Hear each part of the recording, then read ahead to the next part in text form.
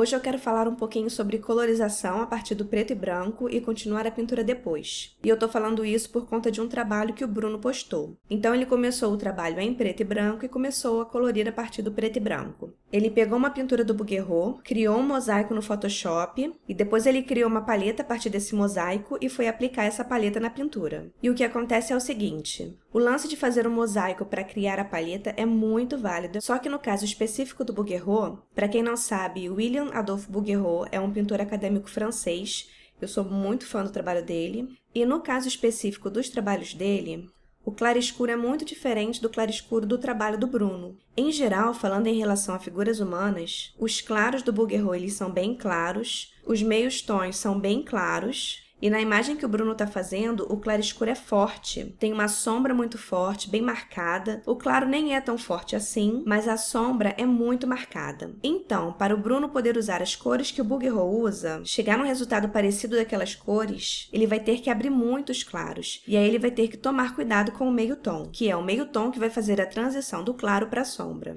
E uma outra coisa que eu vou mostrar aqui para você. Quando a gente começa um trabalho em preto e branco e a gente vai colorir nos modos de mesclagem, para chegar nesse resultado aqui, por exemplo, quando a gente quer um trabalho mais finalizado, nós temos que pintar por cima disso, em uma camada normal. E aí eu vou mostrar aqui para vocês um exemplo de um trabalho que eu fiz. Eu comecei esse trabalho no tradicional, depois eu tirei uma foto, e aí eu continuei no digital. Ele estava em preto e branco e eu comecei a colorir as cores de base, em modo de mesclagem, usando um amarelo parecido com ocre e um quente, um vermelho parecido com siena, um marrom. E a partir dali fui colorindo nos modos de mesclagem, até que chegou numa determinada parte que eu coloquei numa camada normal e continuei a pintura.